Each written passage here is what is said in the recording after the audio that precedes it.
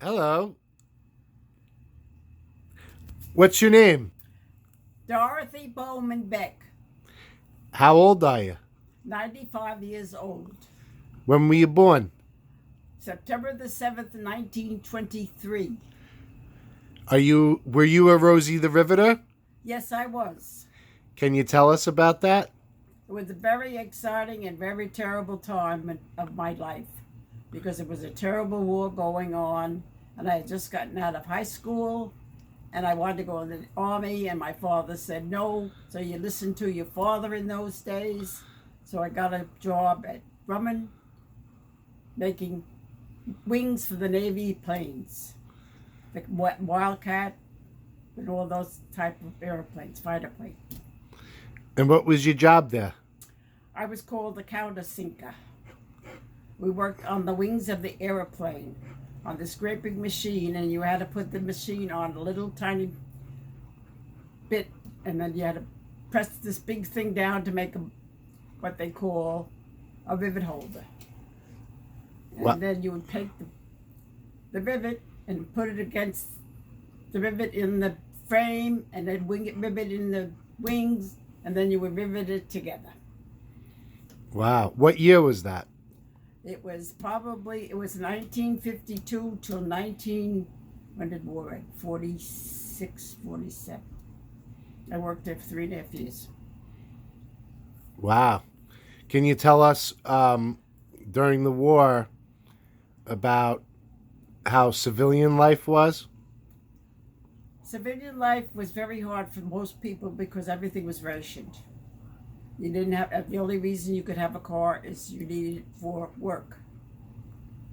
And when you went to the store, you had to have coupons to buy everything. You had to for shoes and all your food things. And you had to save up if you want to get a pair of shoes. You had to save up your coupons so you can get a pair of shoes. And it was very hard because they were taking young boys out of high school that weren't finishing their education and put them in the service. My brother was ready to graduate, but 6 months before he was ready to graduate, he was drafted and he went into the Marines, and he was 18. Okay. So I remember you telling me something about the roofs, all the roofs on the houses. Can you elaborate a little bit more on that? The what? The roofs on the houses. Roofs on the houses. Oh, we had a hurricane. It was like a hurricane, and there were no men home. My father was home, but he was sick. And we had a big tree in front of the house. Is that the one you talk about when I told you about the tree? You had told us that all the women used to do all the roofing back then. Oh yeah, they did all the work. There were very few men left because they needed so many men that they finally ending up taking men with small children even. Oh wow. So any repairs that would have to be done around the house, there were women that would do the heavy carpentry and that kind of stuff. So if your house needed a repair, most of the time you would end up getting some kind of woman that did that work, and they worked hard as the men did. We all did because I worked for the defense plant probably 12 hours a day, and then it was about an hour, 2 hours away from home. So you were gone from 6 o'clock in the morning sometimes till 10 o'clock at night. Wow. So, can you tell us some memories that stand out in your mind during the war? Anything that you did or you heard or anything like that that kind of stands out? Well, my dad was the chief of the fire department, and he was very smart, and he had all these men from all over that were drafted from Oceanside, and he used to write to them from all over wherever they were stationed and everything. So we used to answer whoever wrote, and then there were a lot of things, but you really didn't know what was going on overseas because the only thing you would know was what you would read on the news. Because even though you had people that were overseas, they couldn't tell you where they were or what they were doing. But you know what? My father had maps, and wherever there was action going on during the war, he would have marked in his maps and who was there and who was, who what, like, where they were and all that stuff. So we were into what was going on because he was very open about everything, and he would watch best news you could get, and then he would put it on his maps and write different things about them. I don't know whatever happened to his old maps. No, wow, that would be really cool if you could find them.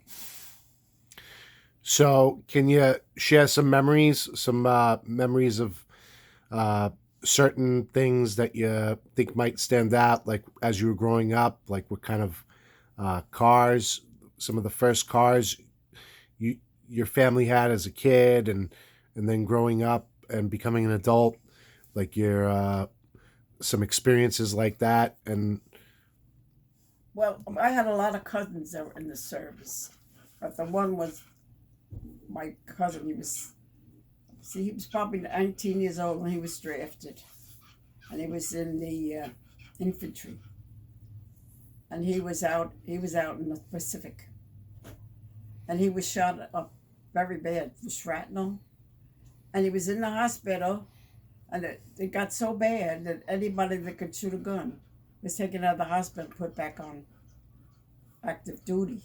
oh wow, And he came back and he was a mess. He was a handsome man, but he was never well after that. There was so much shrapnel in his body that they couldn't get it all out. It had to work itself out to the thing. But that was the saddest thing, I think. Of course, you lost a lot of your friends. A lot of the boys I knew from school, a yeah. lot of them never came back. Some of them came back and they were never well. That was very sad. Where were you born and raised? I was born in Ridgewood, Queens, New York. And I was 3 years old when we moved out to Oceanside, Long Island. And I remained in Oceanside, Long Island until I got married, August 28th, 1948. And I moved back to Queens, which I lived there for 5 years. And then I got married. When I got married, we moved back to Queens. And we stayed there for 5 years. And then we bought a house in Oceanside.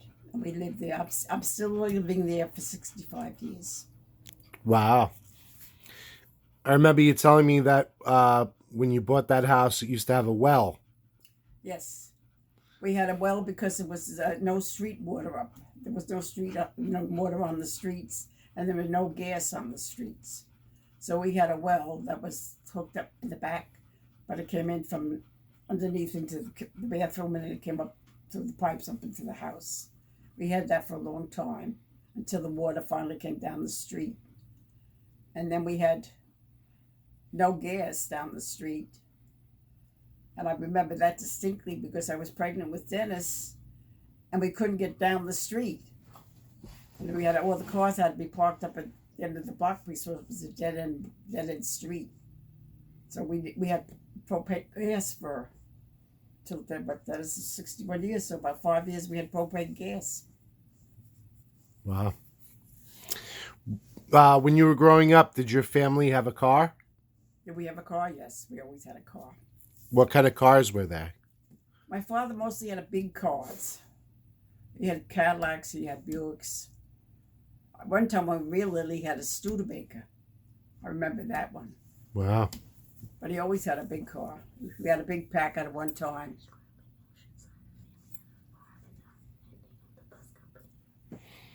So what I remember you telling me that your family owned a farm and a bus company.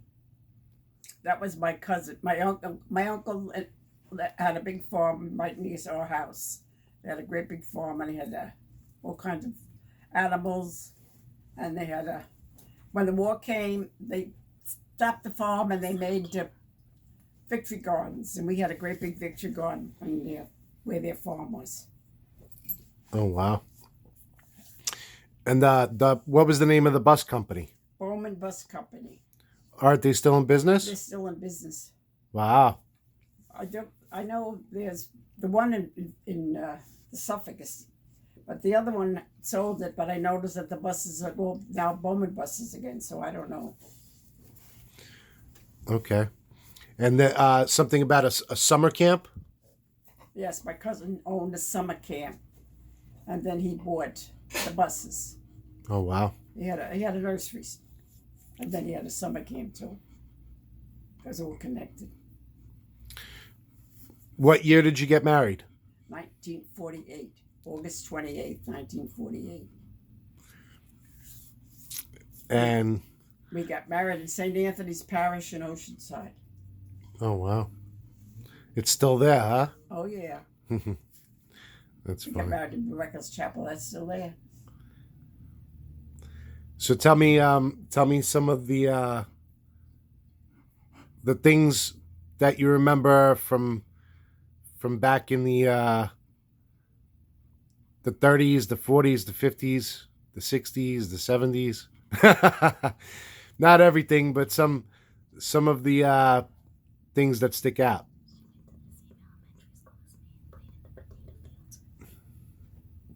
Well, we were always very busy.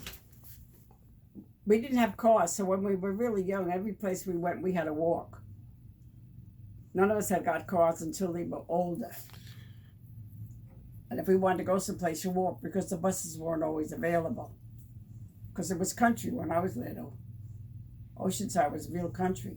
You had all kinds of woods all around the place.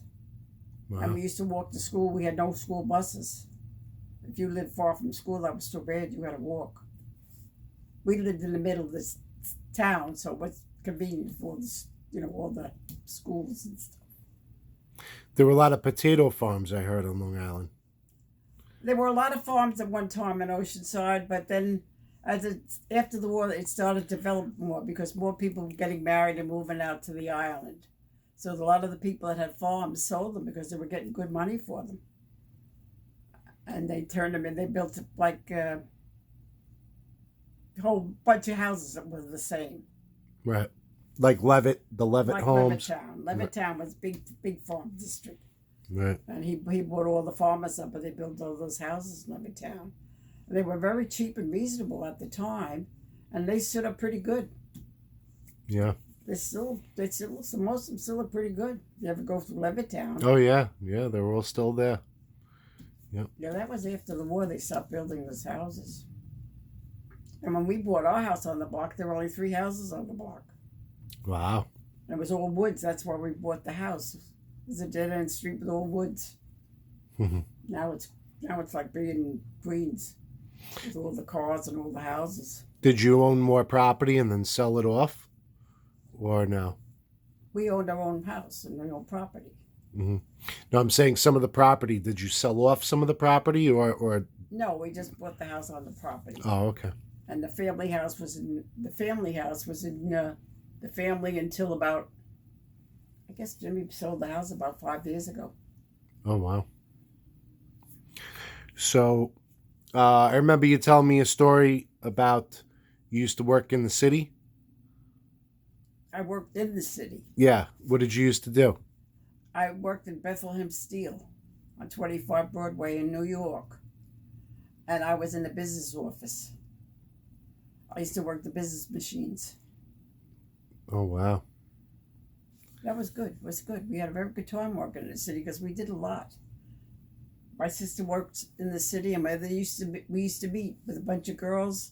We went to all the shows and all the museums. Everything that was going on in the city, we used to see. And every time they had a big parade in the city, they would have a parade beginning downtown. And we used to be able to look out the windows and see all the big parade and all the big shots that came visiting. It was very interesting. Tell us about the time with the snowstorm. Oh, I was working in the city, and I think it was in December. And weather report came over and said it was going to be very bad, that anybody who commuted should go home. Because I commuted into the city from Oceanside, not from Rockville Center. And I went into the boss and I said to him, I got to go home now because they're not sure how long the railroad is going to be running. So I was the only one that commuted, so he said, okay, Dot, you can leave. So I left my office about 2 o'clock. I got to Penn Station. I got on the last train that left Penn Station to go to Rockville Center. We got as far as Valley Stream, and the train broke down. And they said, it's not going to go any further, either get off or whatever you want to do.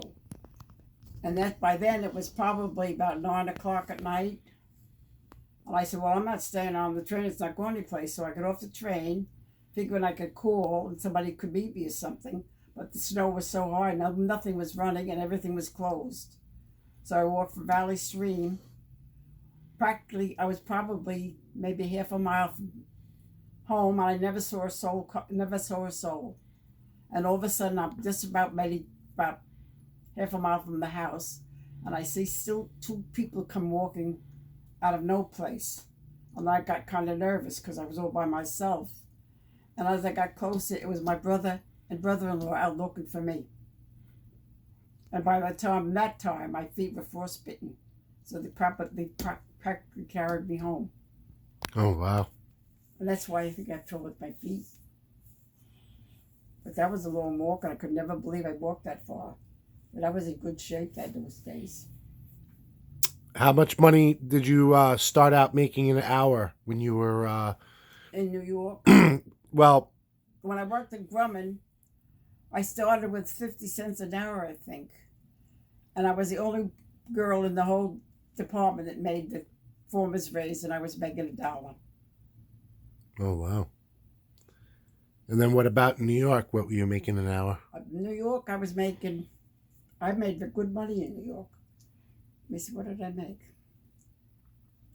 I think I made $100 a week. No, it wasn't that much. Maybe $50 a week, which was a lot of money in those days. Wow. I worked there for 5 years, and then I had Diane.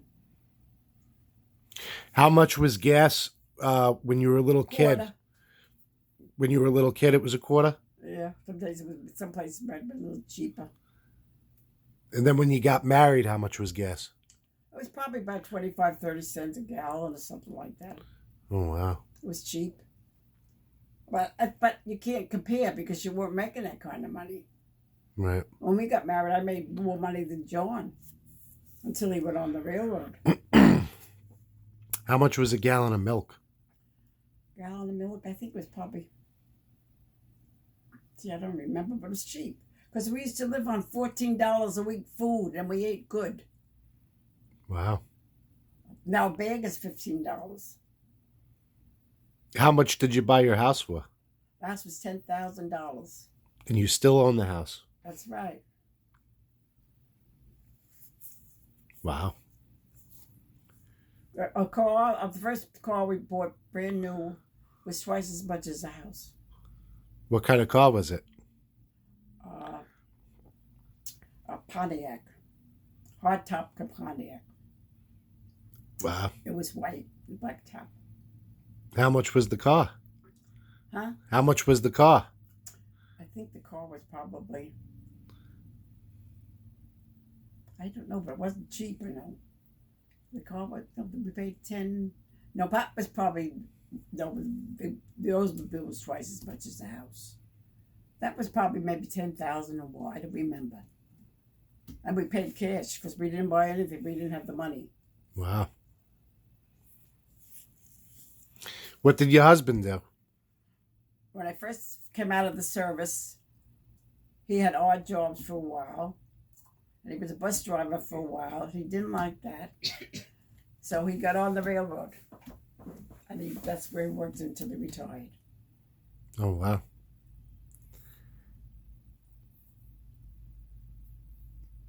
And what was the other question I wanted to ask? You should have a list of questions to ask me. I know this interview is on a whim.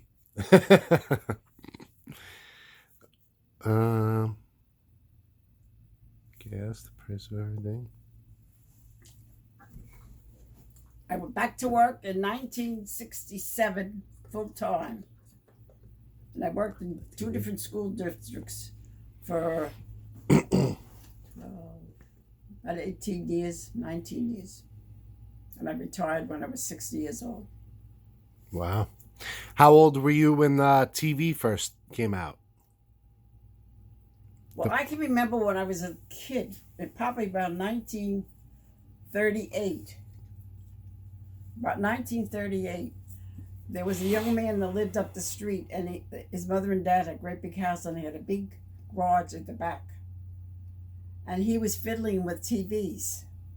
And we were little kids, and he used to let us come in and watch different programs that would come on. I don't even know where the programs came, but that's the first time I remember seeing TVs.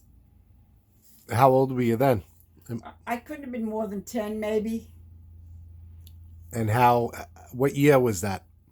Well, if I was 10, it was 1933. I guess it was probably younger. 33, 35. Wow. It was around the first time of the World's Fair. The World's Fair was at Flushing. Wow. That's when they first came out, I believe. That's when they first came out, but this was before that even. Oh, wow.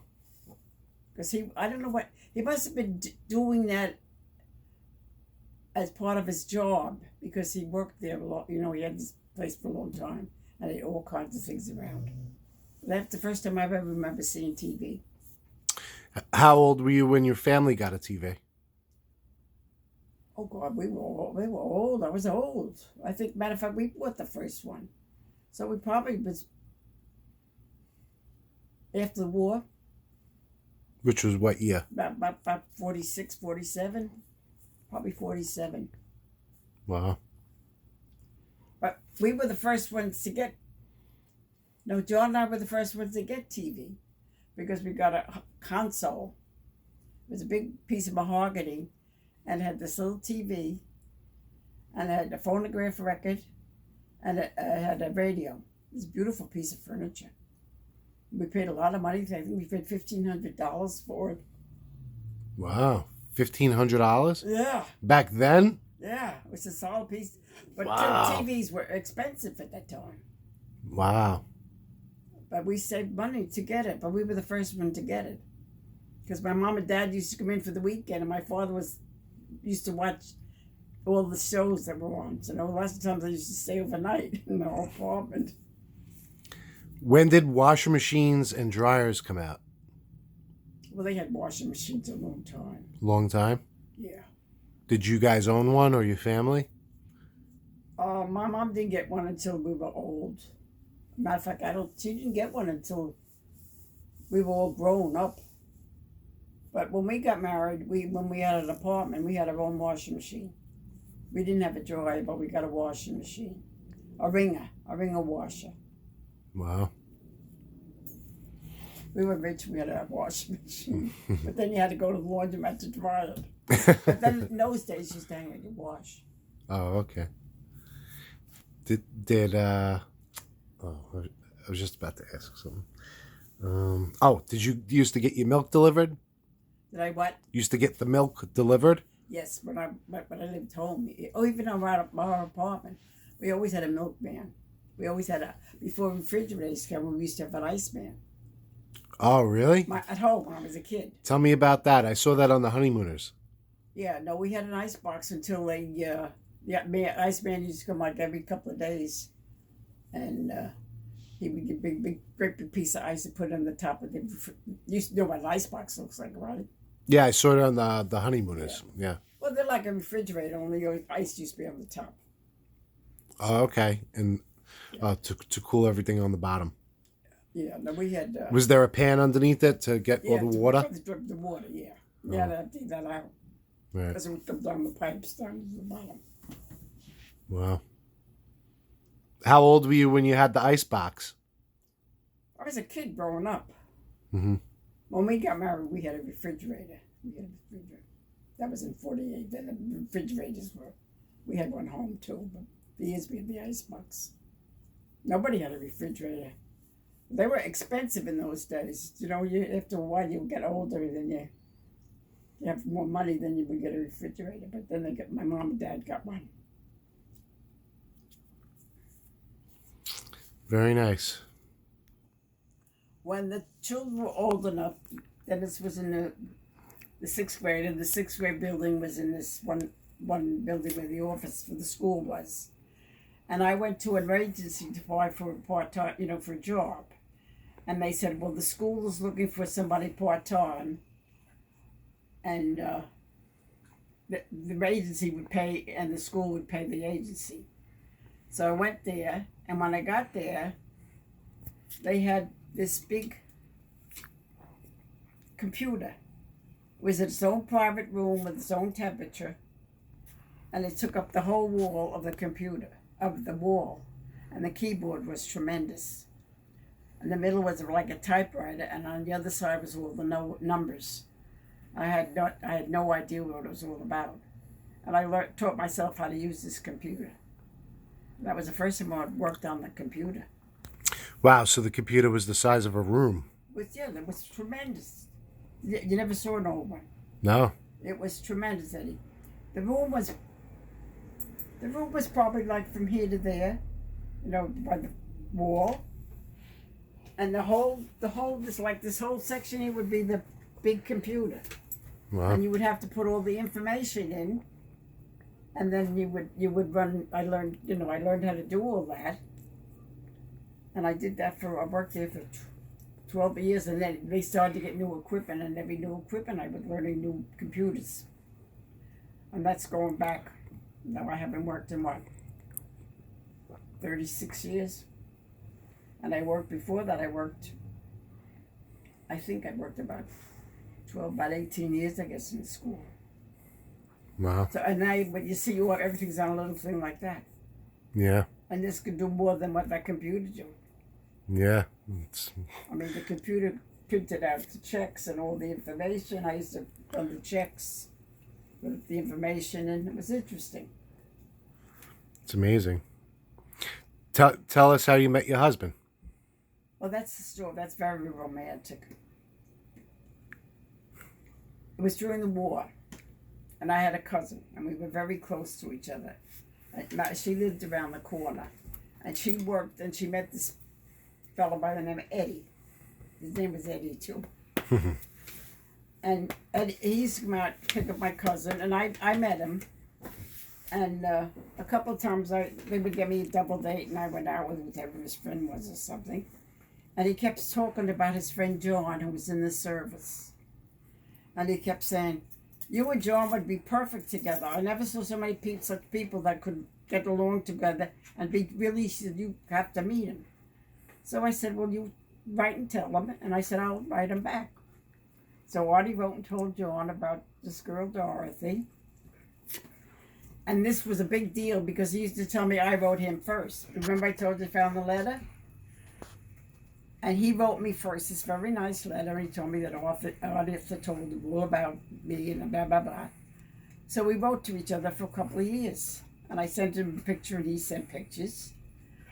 And then after the war was over, he was on his way to the Philippines. And he got to Hawaii and... he got to the Philippines and he had to stay there. He came home. I just started a new job in the city because I got a job after the war in Bethlehem Steel. And I had just worked there a couple of days. And that weekend, about 12 o'clock at night, the doorbell rings. And my sister and I were sleeping downstairs because my brother-in-law was home from leave and he and my sister was sleeping up our bedroom. I got up out of bed. And I had my pajamas on. As I got out of bed, I split my pajamas. So I grabbed my winter coat, was laying on the chair. I put the winter coat on, went to the door. And who it is but John and his friend Artie and somebody else. 12 o'clock at night. He said, well, he jumped the fence at Fort Dixon. He was anxious to see what I looked like. So he got Artie and they drove out to see me. So I got up and made them coffee and they stayed until about 2 o'clock in the morning. My mother, who's up in bed, hollers down, who was that? And I said, it's Artie and his friend John, who I'm writing to. So she says, all right, John, it's Paul Revere, but don't do it again. So then they came, they stayed a couple hours, and he said, I'll see you soon. He said, I have to go back and hop the fence before I check in, but I'm ready to be discharged. So he went back. So that was probably a Sunday night or something. Because I had to go to work the next day, and those girls were kidding. We were kidding about this John came out last night, and I don't know who he was. And I told the girl the story that we were written all this stuff. He never showed up for a couple of days. And boy, did I get the razzing. Oh, yeah, they saw you, and you're never going to come back again. So I guess it was probably a week or so later, who comes out one night but John and Audie, and then we just started to go together. And he didn't have a car because you couldn't get cars, so he used to have to take the trolley car, the L train, or a bus, and then a Long Island Railroad, and another bus, and then walk to get to my house. And that's what he did until, for I guess, months and months until he finally found a car. Wow. So that's the story about John. Ed. When I worked for Bethlehem Steel, we all had different hours where we went for lunch, you know. And so the girls went out ahead of me, and they said, God, there's a guy downstairs. Boy, is he good looking. Oh, I wonder who he belongs to. And he keeps looking to see who's coming out. It was Johnny Boy. He came in, he said, I was waiting for you for so long, all the girls were looking at me. So I was kidding him. I would say, you're so cute, sure they were looking at you.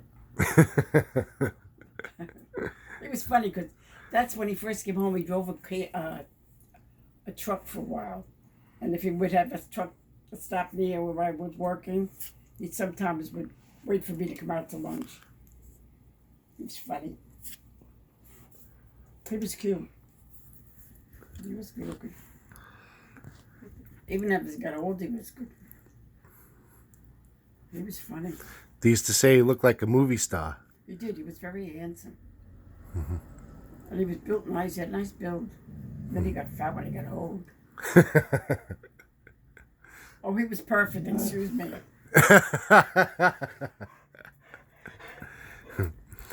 So,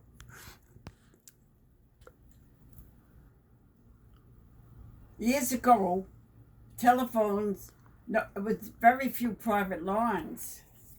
So sometimes you would pick up and you would hear somebody else's conversation. And then after a while, you got a private line. It was only your line on, and only one line. Some of them had 3 people on the line. how old were you when the telephone came out? Oh, gosh. I think it was in high school. We didn't have a telephone until we were kind of old. Did you have a telephone in your first house right away? When I got married? Yeah. Oh, yeah. And we had a phone in our apartment, too. Okay. And the first telephone, there were no dials on it, right? Yeah. How would you work it? You had to use your finger to dial. Before that, I thought there was just a button that you would click down for an operator. Oh, well, that was before my time. When I got a telephone, it was a dial. Oh, okay. When did the wireless phone come out? Oh, that was years later. I don't remember because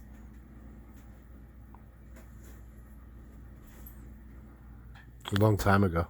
why don't you have some strawberry? Oh, you don't like them?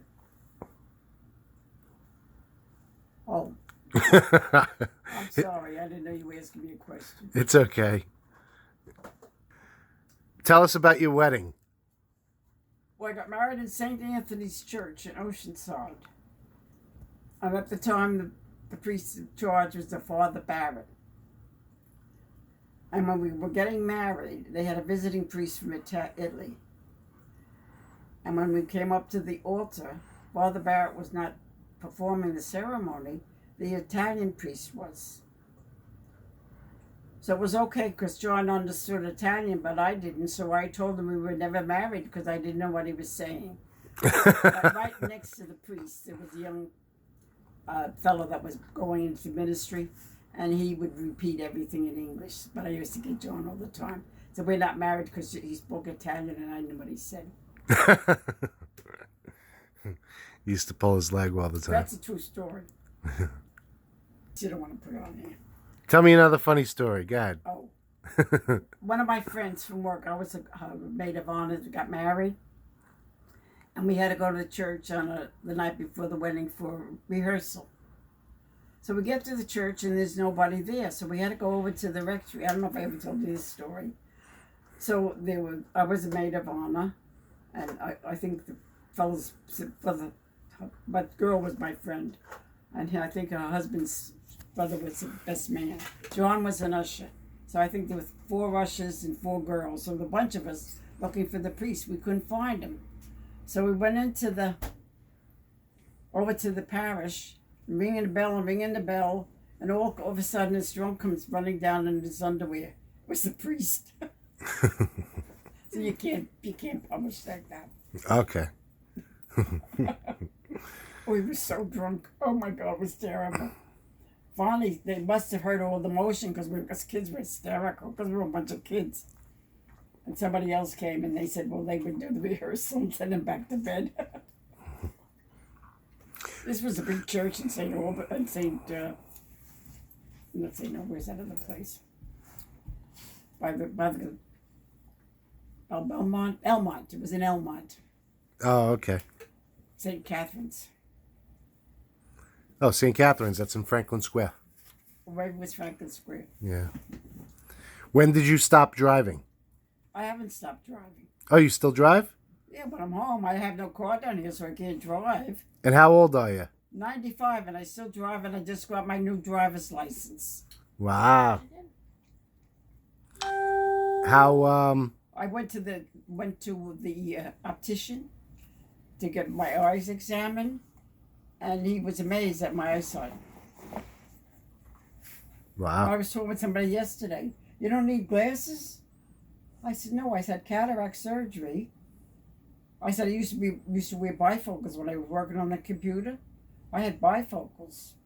But when I had my eyes cataract removed down here at St. Luke's, one is far side and one is near side. Oh, wow. And you can't tell the difference unless you go this way. So you're 95 and you walk down the block sometimes to do your laundry, huh? Yeah. And you hold your basket. Yeah. What's going to hold it? Last time we wore a nice young man did. Oh, yeah? Yeah, it was funny. What was his name? He said, that's too heavy for you. I'll carry it in. I said, it's very sweet. You're going to be here when you can carry it out. Sounds like a nice guy. And it was cute. The couple just had gotten engaged. Oh, So I said, well, you picked a nice one. When he's nice to old ladies, he'll be good. So she was laughing. She showed us a ring. She had a nice ring. It's funny. Who's that? Hmm? Who's that over there? That's my sweet little granddaughter. That's your granddaughter? Yes, her name is Nicole Duncan. Oh.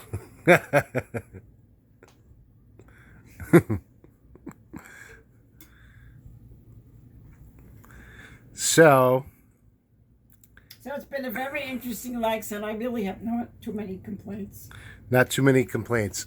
So how do you feel like the world is now compared to how it was when you grew up? It isn't nice. It's not nice? No. There's too much going on that's not nice. And people are not nice the way they used to be. And the children don't even play anymore. All they do is play on those stupid video games and their whatever you call those, the telephones. That's all they do. Cell phones? There's no communication, and people have no respect for themselves or others. I would say that was a big, and even the countries have no respect for each other. Do you think there's going to be another big